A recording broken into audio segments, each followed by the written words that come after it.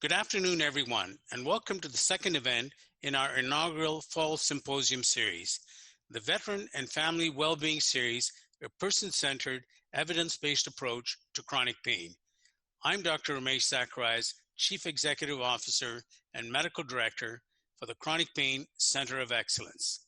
At the Center of Excellence, our mission is to improve the well-being of our Canadian Armed Forces veterans and their families suffering from chronic pain.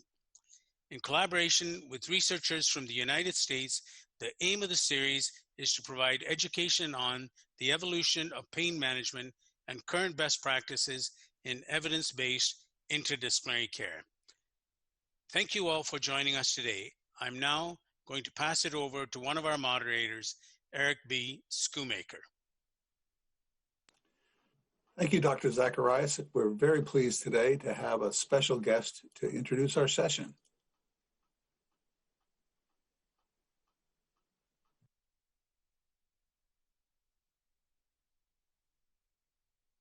Hey everyone, I'm Austin Matthews from the Toronto Maple Leafs of the National Hockey League. I'm honored to be part of today's event led by the Chronic Pain Center of Excellence in collaboration with the U.S. Department of Veterans Affairs and the United States Department of Defense. As a hockey player and an athlete, we all experience chronic pain to some degree throughout our careers and even once we've hung up the skates. I've experienced all types of pain and understand the seriousness of chronic pain and the toll it can take on your body and your mind. Whether I'm experiencing pains from a new type of workout or my whole body after a heavy hit into the boards, I constantly push myself to be stronger and get better every day. As a proud American, I've been fortunate enough to grow up and live in a country with all the freedoms and opportunity in the world, and it's because of the commitment and service of our veterans that I'm able to play the game I love every day. Thank you for your service.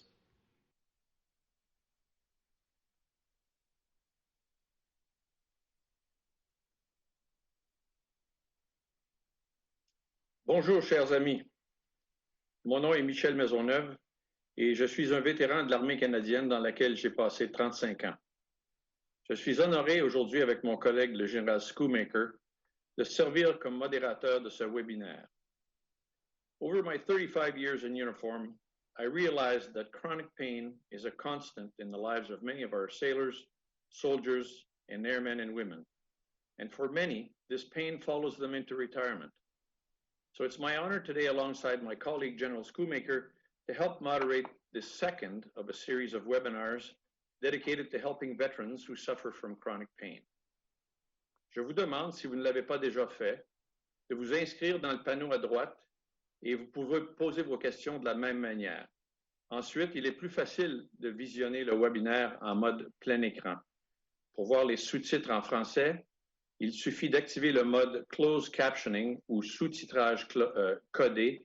C'est l'icône CC au bas de votre écran. À vous, Eric. Thank you, Lieutenant General Maisonneuve.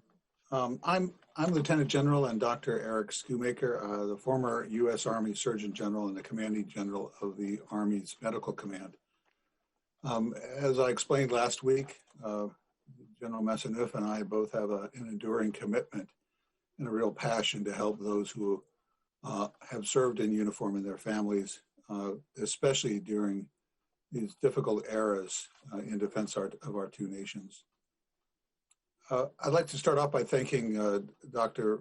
Ramesh Zacharias and his colleagues at the Chronic Pain Center of Excellence at McMaster University and for the Wasserman team for arranging for this series of now the second of 4 weekly webinars on the comprehensive management of chronic pain. I'm privileged to serve along with General Maisonneuve as the second moderator for today's very unique international forum. You in the audience can best join us by first registering, signing in via the information box, by asking your questions via the box in the right-hand side of your screen, by viewing this in the full screen mode, and for those of you who are French speakers to use closed captions. It's now my distinct privilege and honor to introduce a very close friend and a trusted colleague who has distinguished himself by his leadership in the U.S. Department of Defense and Veterans Affairs and the nation at large in the development of chronic pain management protocols and treatments. This is Dr. Chester, known as Trip Buckenmaier. He served for over 3 decades in uniform, retiring as an Army colonel in the Army Medical Corps. He's an anesthesiologist with special training in acute pain management. He serves as the director of the Department of Defense's Defense and Veterans Center for Integrated Pain Management, and has been really the single belly button for any questions and any policy developments and new protocols developed within the U.S. Department of Defense in the management of acute and chronic pain. He has been a passionate leader and an innovator that you'll hear about. And with that, I'm going to turn this over to Dr. Buckenmaier.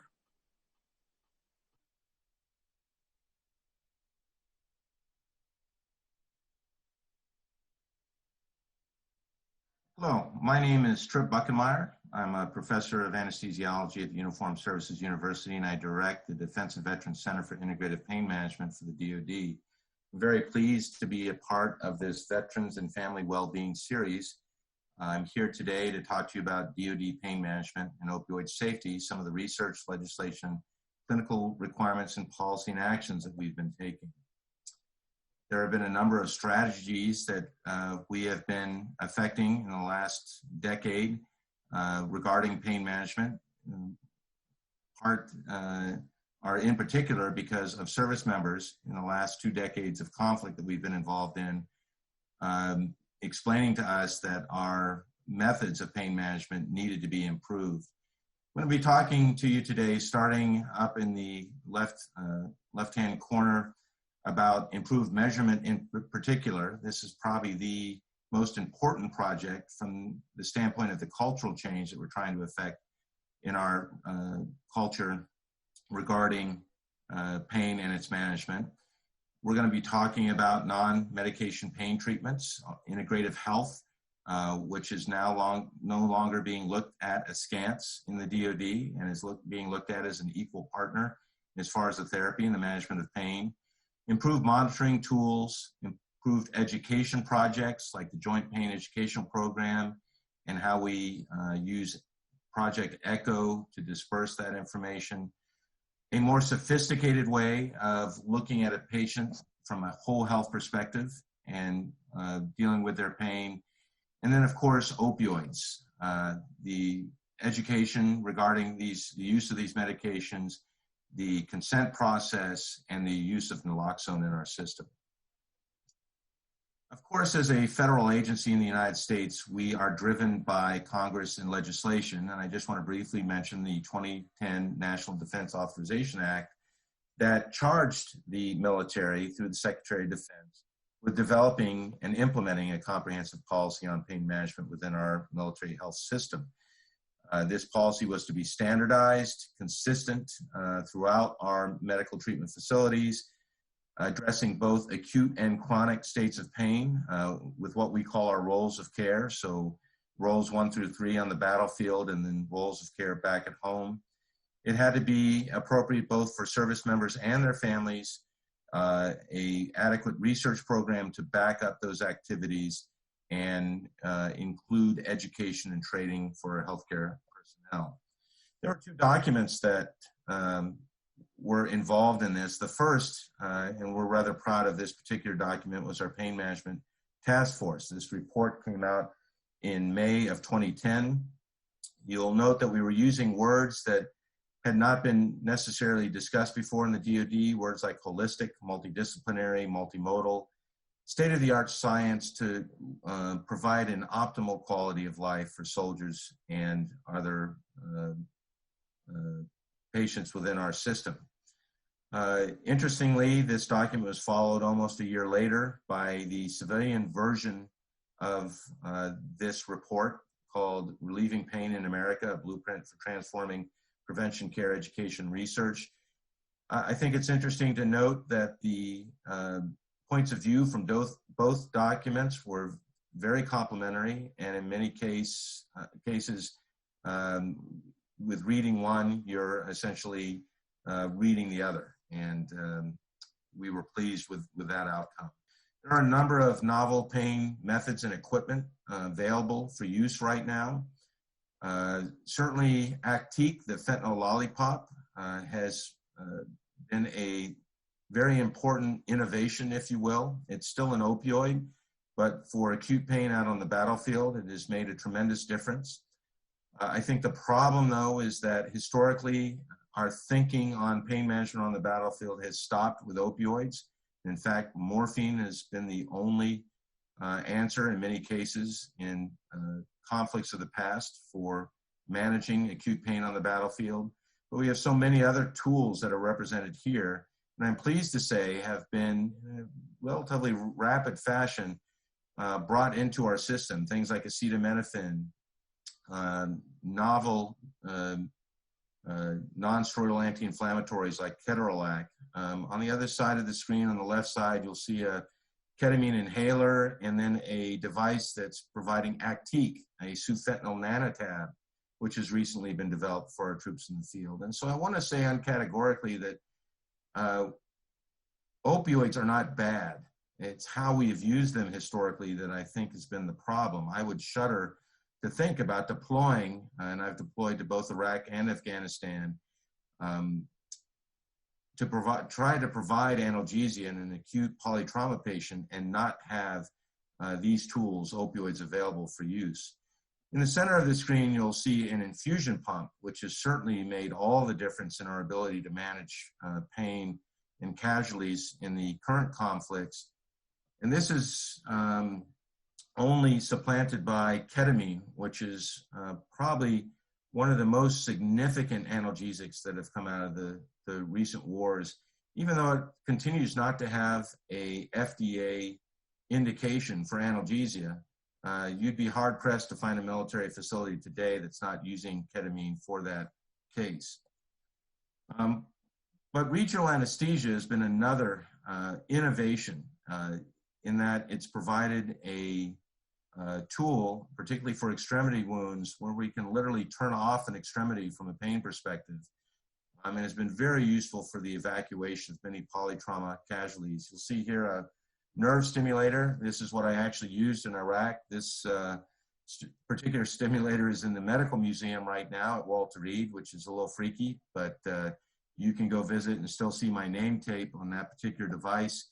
I have briefly mentioned that infusion pump, which allows us to provide continuous peripheral nerve blocks, an infusion of local anesthetic through one of these catheters to block these nerves.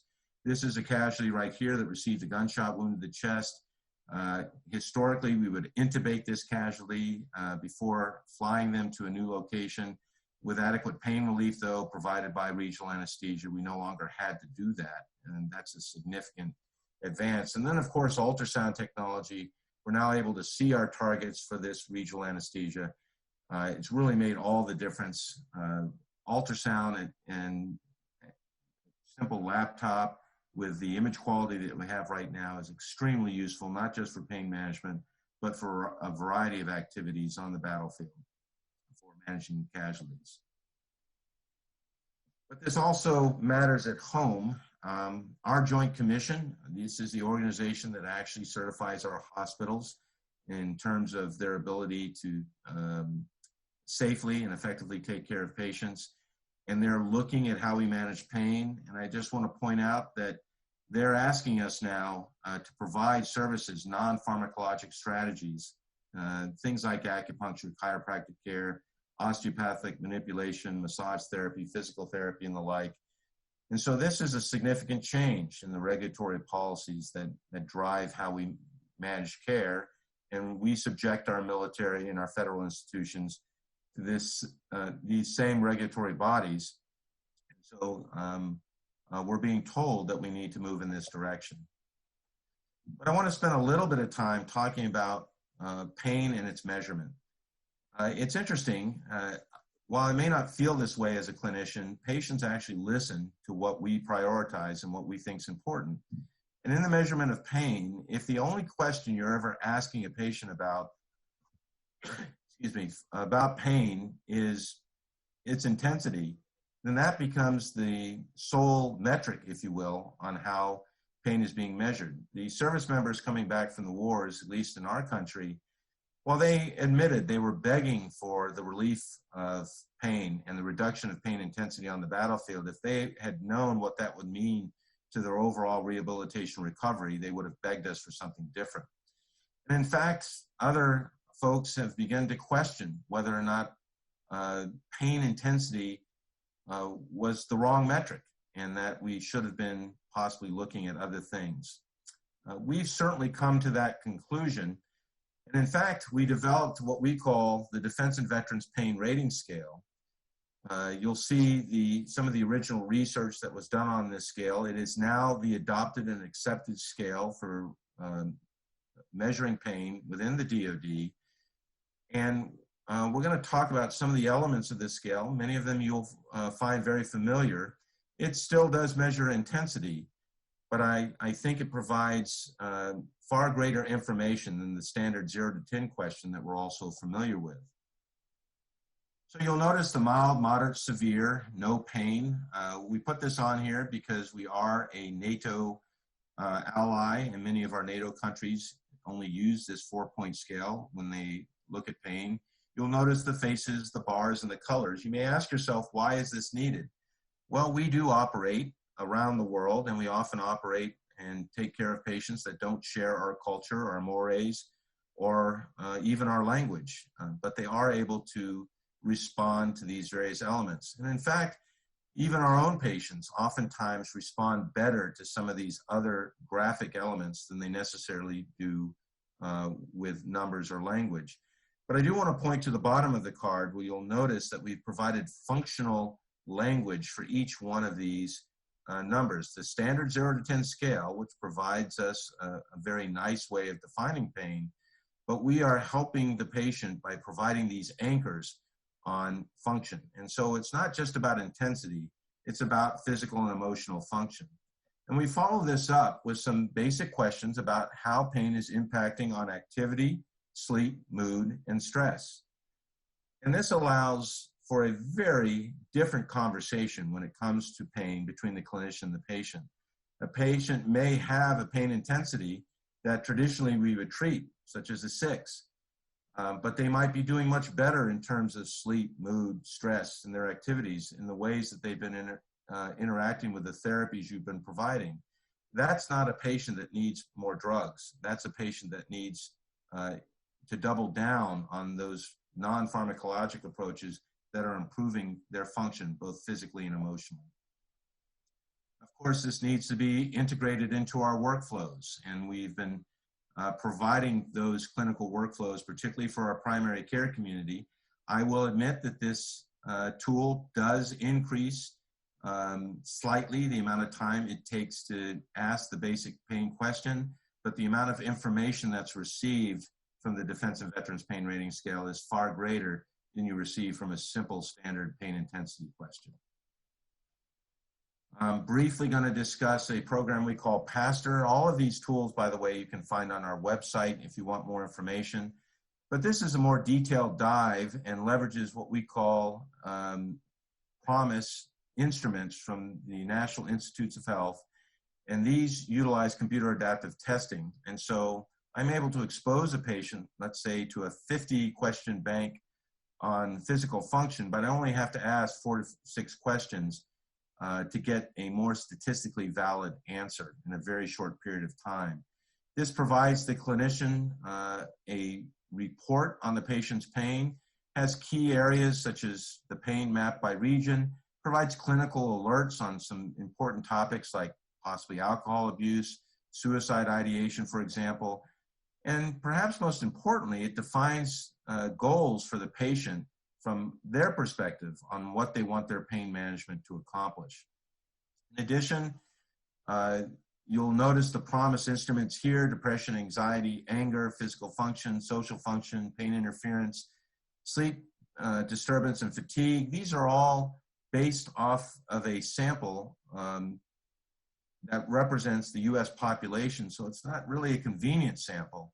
And if you're at the 50th percentile, for example, for physical function, you're at the 50th percentile in that parameter for our general population. And then you'll notice the little arrows pointing to better health. And so it's an easy way for clinicians to assess very rapidly in a variety of different domains how their pain management plan is working in a particular patient. Perhaps one of the most significant things that's happened within the DoD is the fact that we are seriously looking at integrative health. One of our biggest critics, David Gorski, has often mentioned that integrative medicine is a sham and it's too close for comfort, but I will remind the audience that the father of Western medicine and the allopathic tradition notes that it's so much more important to know about a patient than it is to know the disease that the patient has. And I think integrative health certainly helps with that. And it's not a panacea, but it is definitely an equal partner with the other things that we're already using. And of course, policies have to follow up everything that we're discussing. So pain management and opioid safety in the military health system, these are the policies and the consent system that we're using with our patients to improve opioid safety and pain management. Use of naloxone within our system as a co-prescribing activity. There's been a lot of concern. Why are you giving me this drug of addiction? And we're explaining to patients, this is like the fire extinguisher in your kitchen. You don't buy a fire extinguisher for your kitchen planning on a fire, but you're sure glad it's there if you have a problem. It's the same thing with naloxone when you have opioids in the system. And then finally, the first integrative health regulation in the DoD working with acupuncture, which is historic in nature. And so we're not allowing anything into our system without taking time to look at the data. And that includes things that have historically already been there, but these things that we're adding also. And of course, please feel free to look at our website for more information on all of these activities. Thank you. Thank you, Dr. Buckenmaier, Tripp, for this fascinating presentation and very informative. We already have some questions coming in. You are very careful to point out that conventional therapies that involve, for example, interventions, procedures, even drug therapies and occasionally opioids still have a very important role in comprehensive pain management. But you've mentioned a number of evidence-based, more traditional, even complementary practices, some of which are ancient. What barriers have you encountered in introducing acupuncture, yoga, medical massage, and others into the panoply of treatments that we have?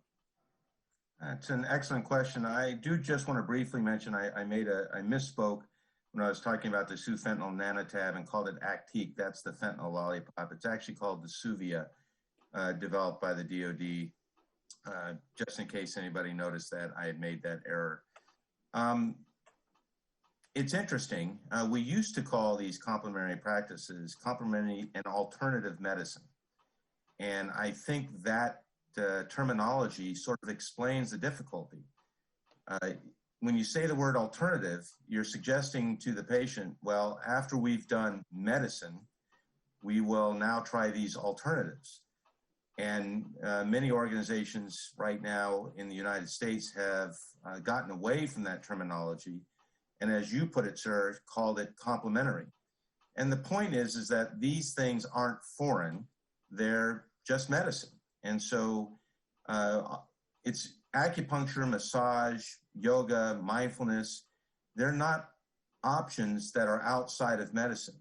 They're complementary. And as we know from pain management and multimodal therapies, when you combine therapies that work through different mechanisms, and certainly the things that I just mentioned, like acupuncture, massage, work through different mechanisms than a pharmaceutical, but they can complement those things that we have traditionally used in our system, and they've quote unquote gotten through the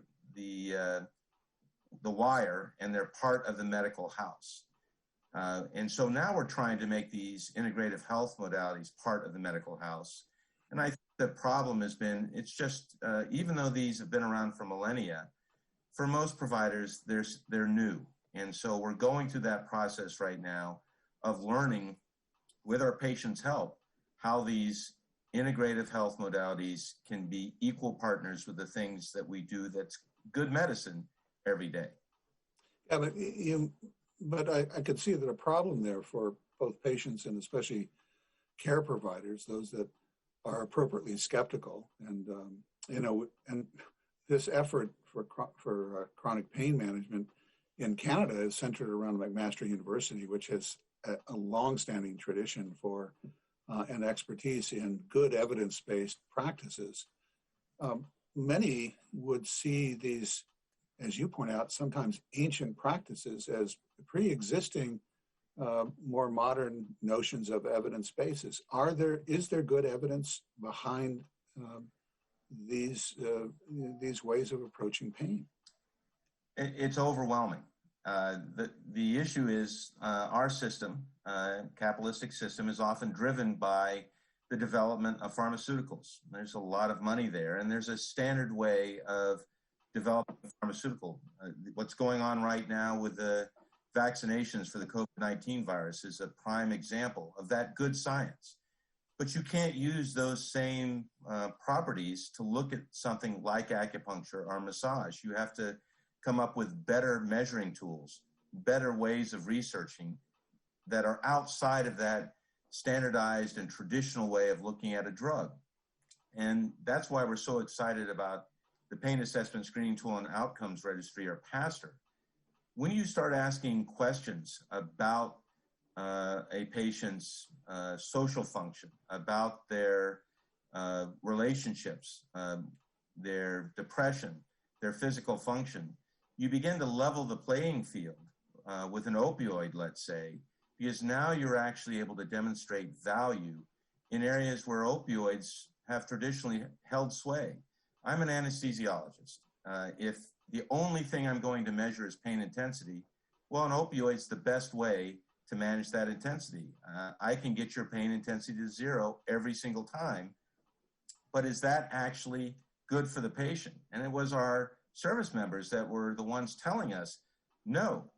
And so when you start asking other questions about what's important to them, how am I interacting with my spouse, my work life, my social life, and you begin to show how these integrative health techniques improve on those parameters, then not only does the clinician see, but the patient sees that these efforts have true value, and that the research that we're developing right now is using these tools to demonstrate exactly that.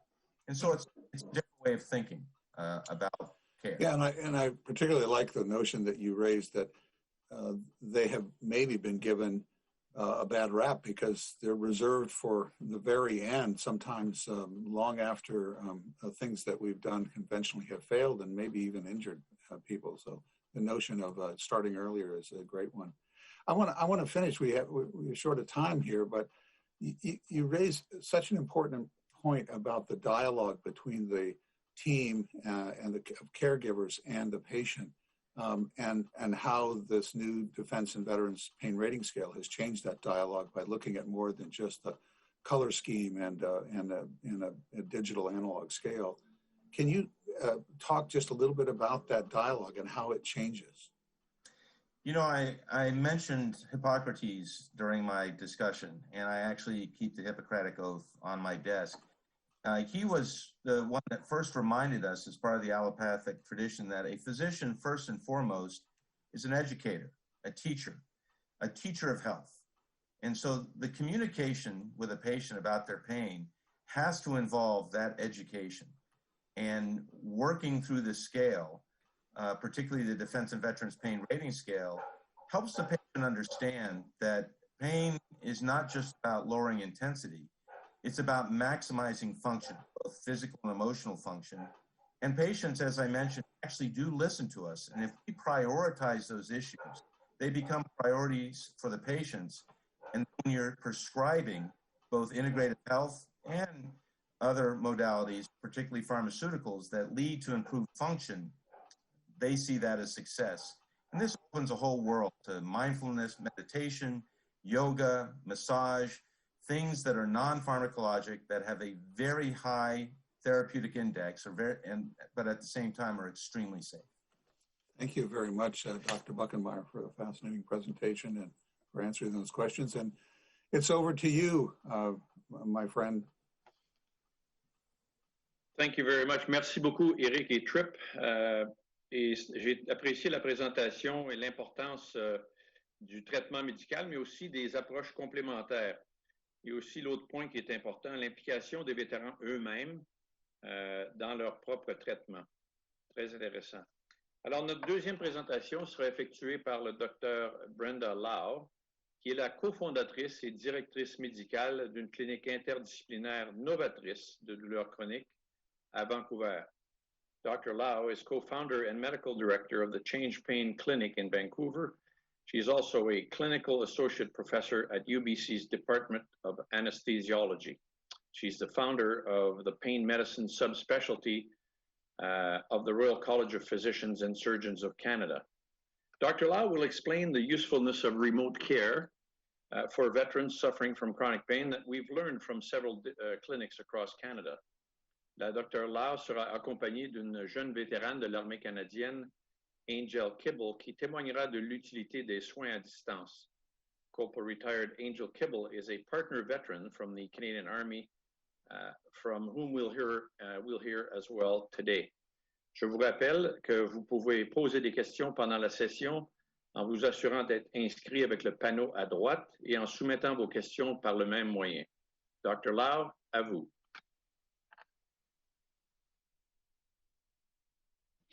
Merci, Michelle, for the kind introductions. My talk is going to be focused on the learnings of online services from 9 pain centers across Canada. And this work was only possible because of the Chronic Pain Centers of Excellence, but also COVID. So when COVID hit us this year, it really ushered in a new era of healthcare innovations, especially in online services. And in this way, we see a huge number of innovations that came through that I want to speak on today.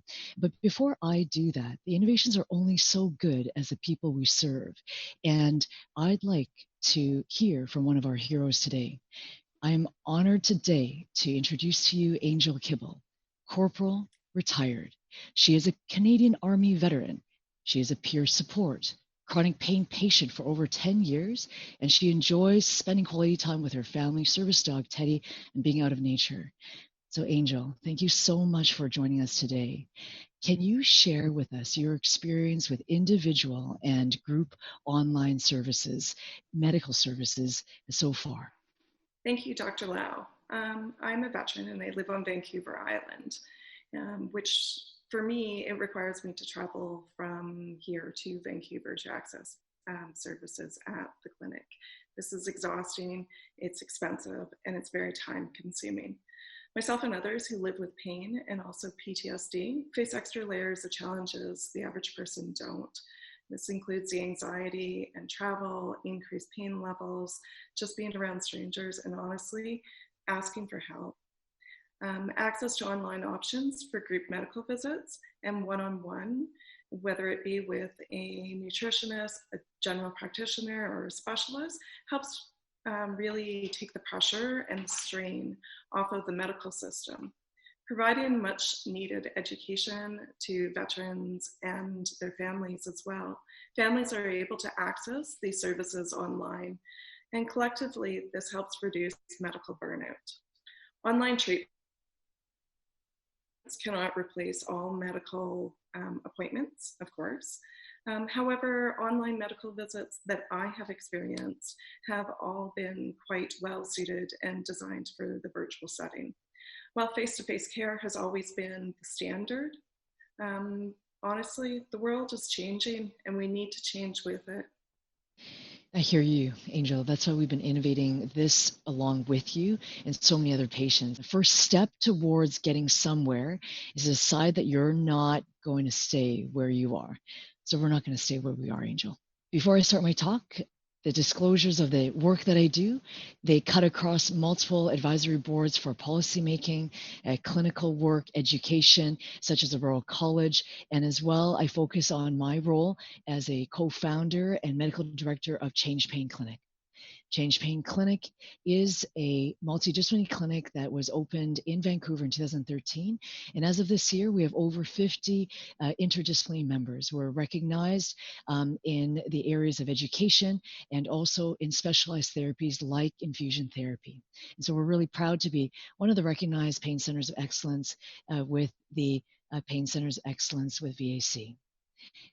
Really, our talk today is going to focus on three parts. The initial few slides are on the background information of our participating centers, and then we'll go through common challenges and the benefits that we've seen. We had 9 centers that we were able to get our survey out to just to see what they had experienced.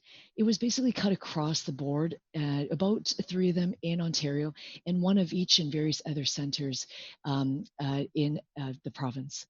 They were half of them located in the community areas and another third or so at the hospital levels. And these make a big difference because of the way they can roll out the services. And again, as I mentioned, because of where they're located in the types of institutions, that also governed how many patients that they could start with online services, because it really depended on their institution's priorities at the time. So at least half of our centers could access more than 100 patients with kind of an online platform, phone platform. They were able to move their technologies that way. All of our centers faced many challenges. I'm going to cover 4 key ones. The first one was around accessibility for patients because of funding. The different centers were all differently funded. Some of them had a mix of third party to some of their Ministry of Health-based services. In BC is MSP, in Ontario would be OHIP. Others would have access to like third party funding, Great West Life, their motor vehicle branches. So depending on their funding, it really therefore governed how many patients could access. A second major challenge was the physical organizational challenges. Every center expressed this lack of support that was immediately available, whether by the province or within their hospital or clinic. Either there wasn't enough personnel or there wasn't enough equipment to start off with. There was concerns expressed about even confidentiality. So there's even in some centers hesitation to approve their clinics to go online because of issues with the technology and not being sure of how this can be protected. So again, a lot of learnings from since those early days in March. Particularly in our center, we had organizational challenges related to the groups. We had ability, particularly in BC, to do this under medical services plan. And that meant that everyone had access to this if you were a BC resident. But it meant that there was so many more administrative needs placed on us. In fact, about 40% more, whether it was our providers' clinical and technical difficulties, or it was the patients having problems signing on. There's just a lot of logistics to have to overcome. A third major challenge that all of the centers found was actually a patient related. This was computer illiteracy. It was access to technology. It was even as we found, unfocused patient behavior. It was really different, if our patients were in front of us in a room. But we found that online, many distractions were in place. And in particular, because of COVID and many people now working from home, this was now a time where people did not always have a luxury to have their own private space with their healthcare providers. And again, confidentiality was sometimes expressed by our patients as well. Psychological implications was something of a barrier for some people. And this is why we found across the centers, only certain people really were better suited for online. And this may have been phone or even some of the Zoom or electronic medical platforms. But this meant that people had to have compatible equipment. This meant that they had to be willing to do online services and be willing to be in this wait period, because it wasn't always starting exactly at that appointment time. They had to also not have significant mental health barriers. PTSD, we found, where blue screens, computer screens, were in fact a trigger. So therefore, certain people really could not access online therapies in a way that would help them. A fourth challenge that was found by most centers was a monitoring evaluation. As I mentioned, most of us really got thrown into the online space when COVID hit. And so you can see from the statistics in the far right side, about 5 of the clinics, half the clinics, started their online services in a big way around April. Even one started before that, but half of the other half started later than that. So the data is really quite variable, but the generality in terms of how they've evaluated their effectiveness is really resting on, patient satisfaction, how the clinicians have felt about it, but also maybe more objective measures like readiness to go back to work and psychological evaluation. So this is evolving. So I'd really like to focus on benefits. And in this way, we didn't have a chance with this online survey to really pull out the individual benefits, because there was a short period of time in which to present. But here are some very unique yet also cut across benefits for the centers themselves.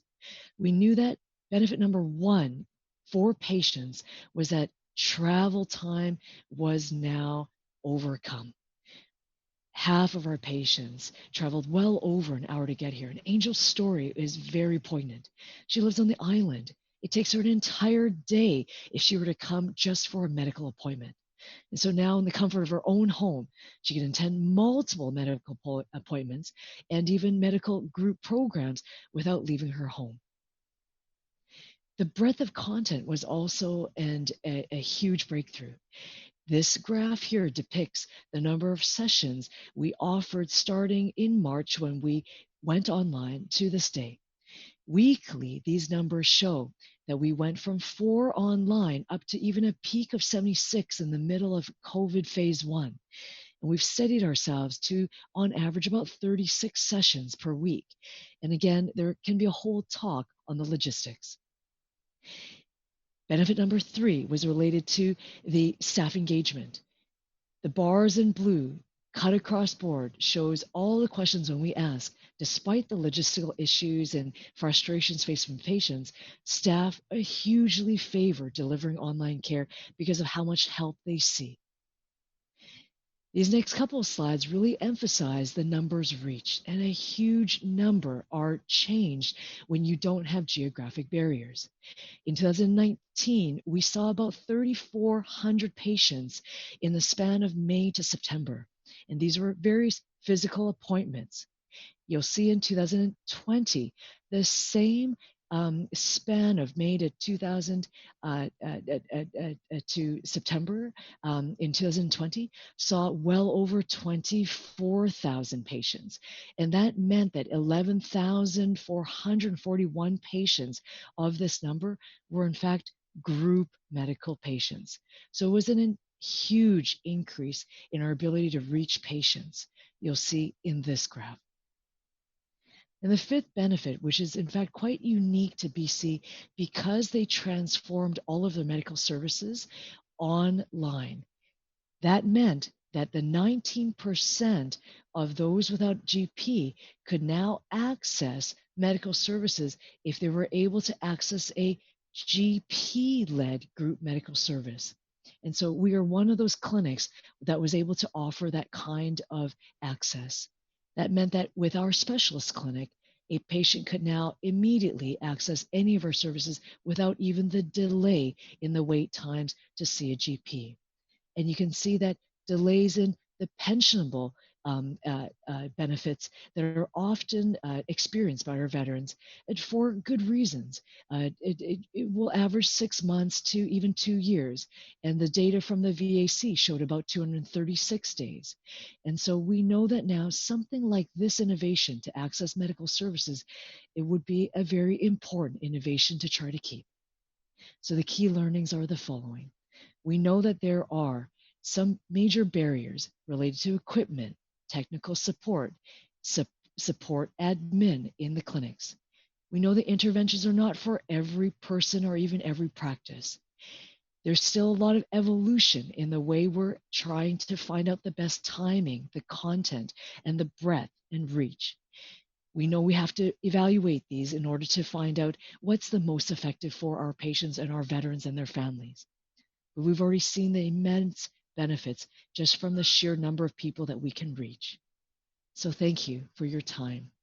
And I thank you, veterans, for your service. We hope that this kind of work is the kind of innovation that's going to help you better, faster, and earlier. Merci beaucoup, Dr. Lau, pour cette présentation. And Brenda, I know that you wish to thank a few people here. Merci. I do want to show my deep gratitude to the Chronic Pain Center of Excellence for all their support. Without that, this research could not happen. So I want to recognize the CHANGEpain Clinic team, and especially our medical and research director, Dr. Emmanuel, and all of the 9 centers for all their hard work just to make the services happen so we can get this data. So thank you very much. Thanks, Brenda. Now we're going to go into the question period. And the first question, these are questions that you submitted before or during the presentation. The first question is for Dr. Lau. Do you think the use of online care will have an impact on access waiting times? So already the data shows, and this is a very short window that we were examining from May to September of this year, or March to September this year. But the numbers are huge. We already know access is overcome when geographic barriers are overcome. But one thing that we never really talk about a lot is also family access, because here we forget about the huge logistics and the impact it has on families to support their veterans or patients going to medical appointments. So access in terms of sharing the education pieces, sharing the medical appointments, but also in reducing the amount of impact it has on families in getting that medical access and healthcare appointments is significant. So yes, in short, online care has a significant positive impact on increasing access. That's excellent. Thank you very much. Now for a question for Angel. Angel, what is the one thing that you may have learned from your pain management program and the care and services you've received that has made the biggest impact on your life? Thank you, Michel. Honestly, there hasn't been one thing. The one thing was creating that team, creating the team to support me, and the one that was going to work with me rather than being dictated what's going to work for me, because honestly, I know my body best. And working with Dr. Lau, she knows I know my body. So having a team that works within and with me, not for me, or if that makes any sense, and having that multidisciplinary act to it, having the blend and in one house of someone having access to nutrition and supplements and yoga, sleep, meditation, all kinds of different classes. Just that whole multidisciplinary approach is so crucial, and having it in pretty much under one umbrella really, really helps. Thank you. And in fact, I'm going to kind of turn it back over to Dr. Lau. Perhaps you could comment on this whole interdisciplinary approach to chronic pain care. I think it's a crux of some of the things that we've learned. Yeah, absolutely. I mean, Dr. Buckenmaier really, in a very short span, gave an excellent overview of really the updated science and our approach to pain. And we often think of pain as the physical level, some bone, soft tissue, some muscle, something hurting. But really, pain has to be embedded in much more than just the physical tissue. There is the nerve system, there's the gut system, and there's the way the immune system interacts. So what Angel was talking about, what Dr. Buckenmaier was talking about, is this broad approach where we're looking at not just the causes of pain, but also what perpetuates pain, but also that when people are working, going to school, they're in their families, how pain interacts and impacts all of those activities. And that's why Dr. Buckenmaier's emphasis on function is so huge. Interdisciplinary support isn't just one pill. It's not one procedure. It's not even just one physical therapy. A whole person requires a whole person approach, and pain needs all of those supports. Not every person needs a 20-member team, but we do need a multimodal way of looking at the pain. So that's just not a score on a 0 to 10. That really encompasses what interdisciplinary means. Yeah, it's very interesting. And the important thing as well is to find out or diagnosing really where does the pain come from. And sometimes you can misplace, you can misdiagnose, and it's extremely complex. I understand that. Now, again, for you, Dr. Lau, what are perhaps some of the strategies for identifying just what we were talking about, the causes of chronic pain, and how would online services, online work complicate these strategies or help them? It's both, actually. So we know that at the very core, pain does happen to the body, and you have to have functioning nerve and nerve inputs for you to sense pain. So all of it has to happen to understand, is it bony, is it muscle, is it ligament, but is it immune system, gut system? So you need diagnostic tests. And a number of us are, used to various scans, MRIs, CTs. Maybe there's lab tests that are appropriate, but even the actual physical therapies, our examination is all part of that diagnostic process. So online therapies or online access doesn't replace what you need to do face-to-face for those kinds of diagnostic tests. And just like Dr. Buckenmaier had talked about all various different types of therapies, even the response to a therapy or a non-response to a therapy gives us that data to understand what that causes. So in general, the actual doing of the tests, undergoing of the physical therapies requires that one-on-one. But the online part is very complementary because the huge education piece, even education around what that test is coming up, is going to impact you or how it affects, the timing of your day. All those things make a difference in reducing anxiety, reducing the stress around doing the diagnostic process. The online therapies are particularly beneficial, as you can see with Angel's story, with consultation, with follow-ups after these tests, with understanding your game plan with your team.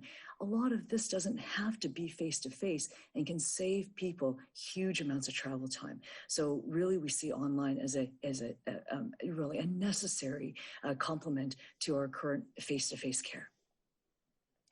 Yeah, very interesting. And it's interesting that it's some of it is a fallout of the whole COVID issue, isn't it? Yeah. Now a question for Angel. Angel, if you had a chance to speak to other veterans, what advice would you give them in terms of those who are suffering from chronic pain? What advice? I would say, number one, it's okay to not be okay, and it's okay to ask for help, and really finding that team. You have to build your tribe. Once you build that tribe, you build a relationship, you build trust, and you're able to start accessing trust again in people, because I know a lot of us, we lose our trust. But you have to advocate for yourself to get there, because it's not going to happen overnight, and it's not going to fall on your plate. but with some advocacy and also stuff like this, the Center of Excellence, it's making it easier to access these things rather than trying to build your tribe on your own. And truly, you have to show up for yourself because you're the one who needs it. And you can show up and be just a shell in the room or, you know, being a part of whatever program. But if you don't show up for yourself each and every day, if you don't do the actual work, nothing's going to help. So do the work because it's all for you. Angel, that's great advice, and I'm sure that those veterans listening in will heed that advice. And I guess I can throw it back to Dr. Lau to talk to us a little bit or comment a little bit on actually the veterans themselves participating in their own care and being involved in kind of a shared approach. We always know that it has to be 50-50. It has to go both ways. Gone are the days where the health provider, in particular the doctors, tell you what to do. That we know that top-down approach doesn't work, but we also know embedded in the military culture is somewhat of that top-down approach. And so we understand that part of that transition requires now this shared dialogue. You have needs that when you express it, allow us to know what your priorities are and how we can start to help you with the transition, but also with the care that makes sense for you and your families. Just because something responds to a medication or procedure doesn't mean that's actually going to solve what is really hurting you. It could be hurting you mentally. Something could be hurting you within the family. Something can be hurting you within the way you function and move a body part. And a single medical therapy is not enough. And that's why when Dr. Buckenmaier had mentioned this need for a kind of a multimodal approach to, at the same time, address several function and several priorities. We need our veterans and their families actually to share with us what they need from us first, where they're ready to move on their plans. And second, what plans make sense? Because just because a recommendation is made, sometimes the timing's not right. Sometimes psychologically you're not ready. Maybe your body needs actually a graded approach before you can do something that's a little bit more fuller. And also it's the readiness of the whole family because we cannot leave them behind. Without all of that in terms of support, and some of us, in fact, don't have family, but you have circles of friends and others around you. So we always have to embed your care with the circles, your communities around you. And if you don't have a community, that's even more important why this dialogue needs to be very open. That needs to also address the social, psychological, and the well-being aspects that go beyond a single medication, single procedure. So really in summary, Michelle, this dialogue needs to be open. It needs to be gradual. Angel said that last, but most important was trust. And we all take time in our own ways to establish that. And only then, truly healing, the connection between human being to human being, not just a doctor to a patient, really occurs. So that's why that dialogue is needed. Thank you. And we only have about 30 seconds to go. But one question came in through during your presentation, and that is specifically what services can be provided online, and what services must be tailored to work around the online environment. In a few words. Online can be through consultations, follow-ups, any education, any narratives that may be helping to explain, let's say, your plan. But what needs to be not online are physical therapies, procedures, diagnostic tests like MRI imaging, blood tests that really need for you to have one-on-one care. Those are the breadth of the things that we can do online. Okay, thank you very much. Merci beaucoup, Dr. Lau, Angel. As you've shown, online services can help veterans with chronic pain and can actually expand the access to care and the delivery of pain management services, although we understand that there are still some challenges to overcome. I'm now going to turn it back over to Dr. Schoolmaker for closing comments. Eric?